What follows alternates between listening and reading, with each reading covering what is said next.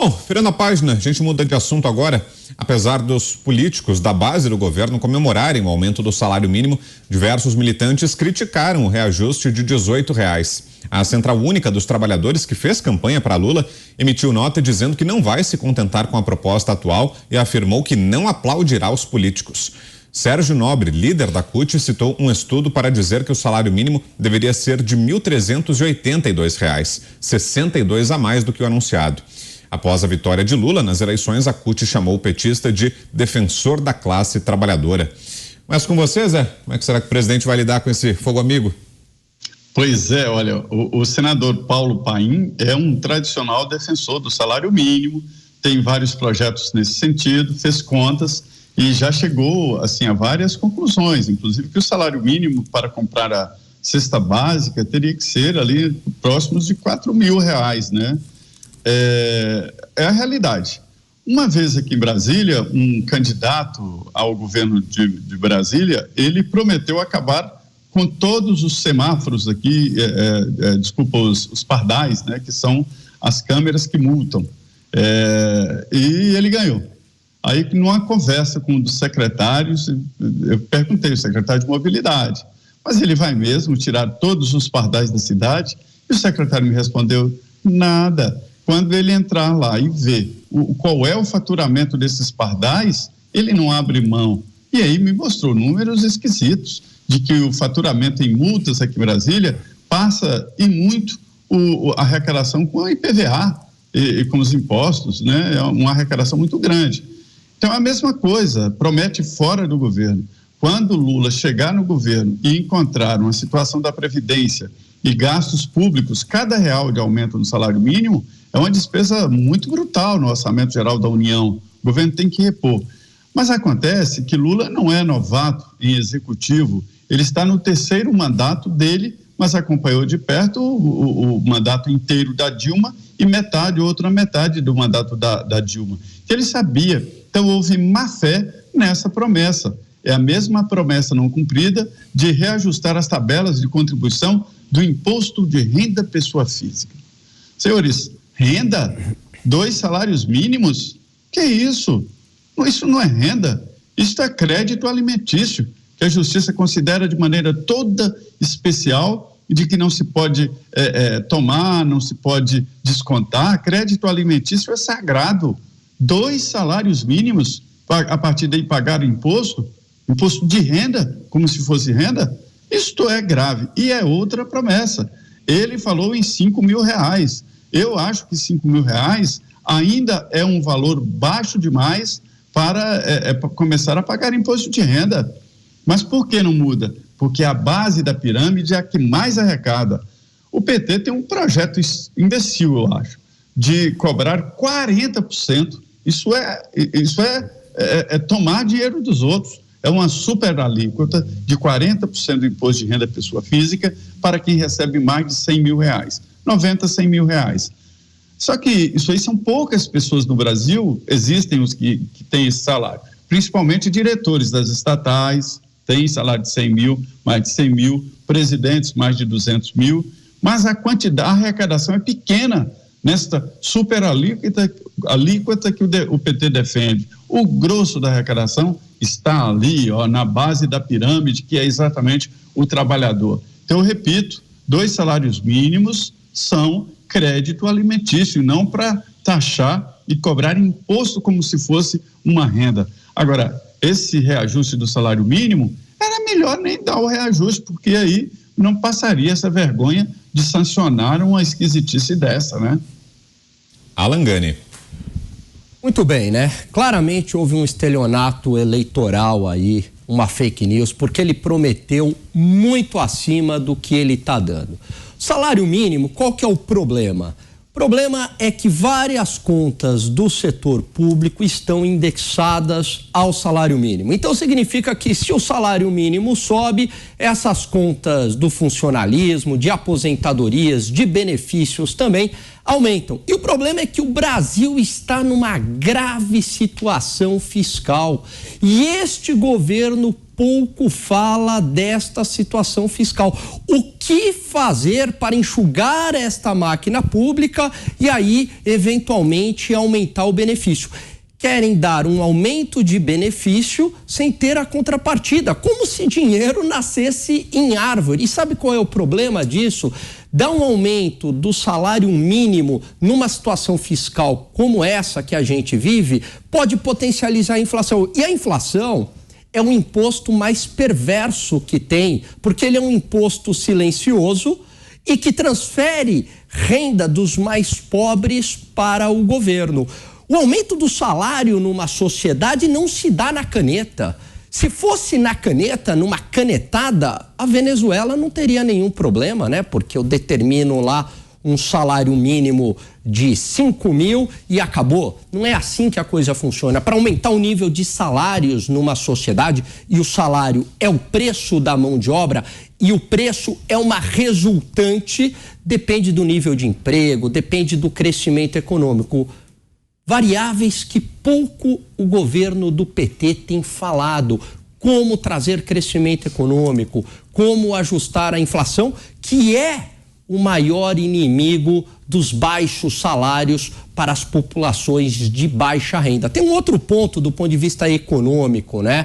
O aumento do salário mínimo, né, em patamares muito grandes, pode gerar um desemprego. Vou dar um exemplo bem simples aqui para o pessoal entender sem muito economês. Chego aqui na Jovem Pan e falo assim, ó, todo mundo agora é obrigado a ganhar 50 mil reais na caneta por mês, né? Evidentemente que isso não comporta a estrutura de custos da empresa. O que vai acontecer? A empresa vai ter que demitir um monte de gente para sobreviver. Então, o aumento do salário mínimo de maneira demagógica, populista, leva ao desemprego. Isso é uma lei na economia. Quer aumentar o nível de salários de uma população?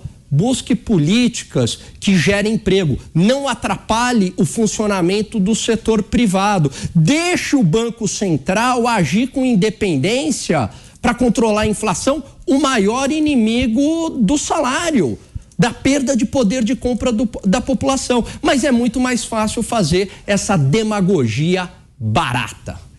Pavinato. R$18 não dá nem para ajudar a pagar a dama que lhe satisfaz, né? Falta. Tá 50 a dama, falta né? 32. Isso é na época da música ainda, que com a inflação hoje já deve estar quase 90. Mas. Tá tudo isso, Zé? Tá sabendo? Tem informações aí? Não conheço esse Quanto mercado, é que tá o show do perfeito. Boca Nervosa, Zé?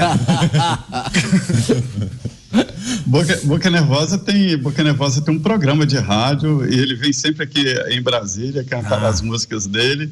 E você falou aquele dia, eu achei que disso. fosse a Anitta. Acho que é mais barato, então. É. Bom, mas vamos lá. Mas eu prefiro a Anitta.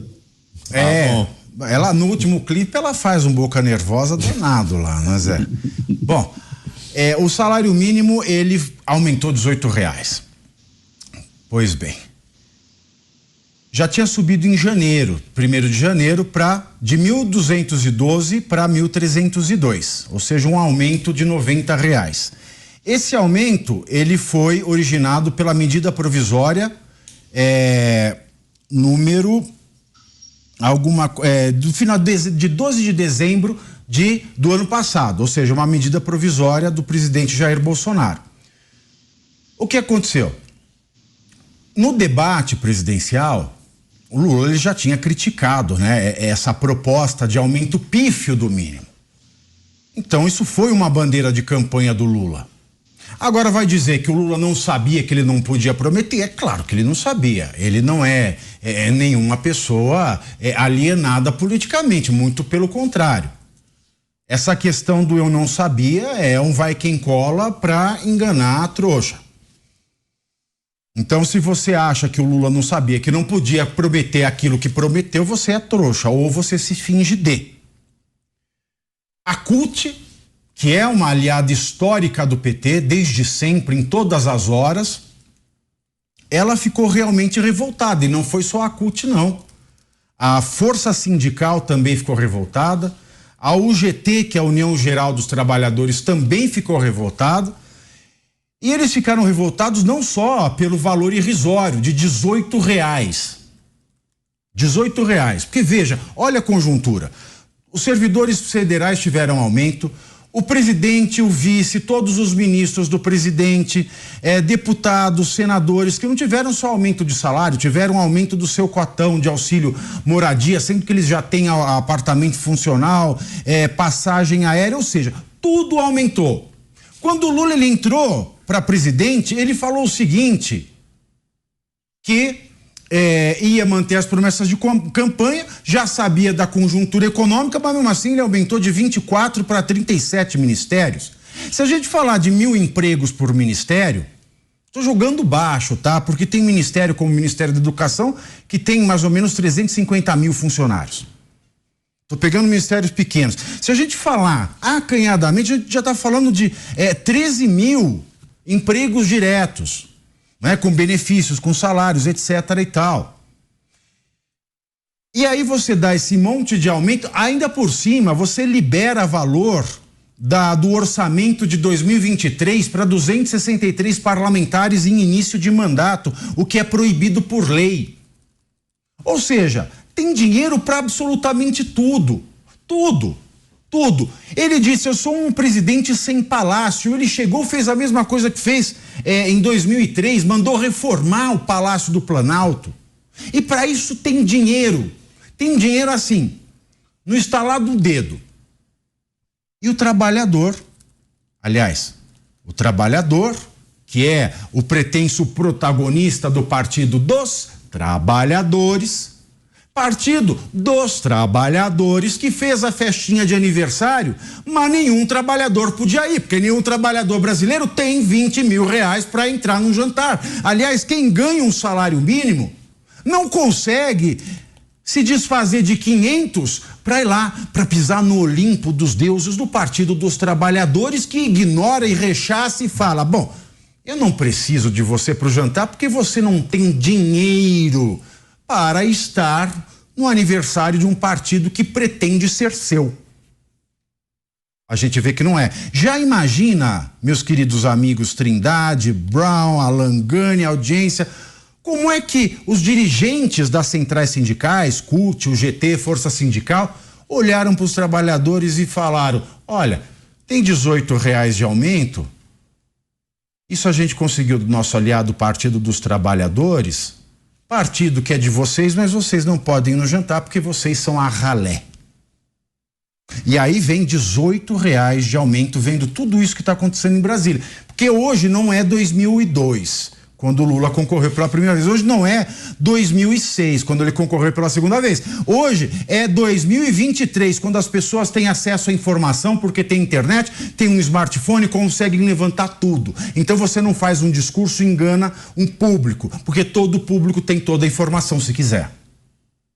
Portanto, tá aí. É mais uma prova de que o Lula ele não vai entregar aquilo que prometeu e tem dado sinais de fazer aquilo que se comprometeu a não fazer, ou seja, ter relação com países ditatoriais, elogiou, né? Ontem ele elogiou o partido chinês, ele elogiou o partido chinês, ele elogiou o partido de um estado totalitário que mata para conseguir adequar suas políticas dentro do território chinês. A gente não precisa falar mais nada disso.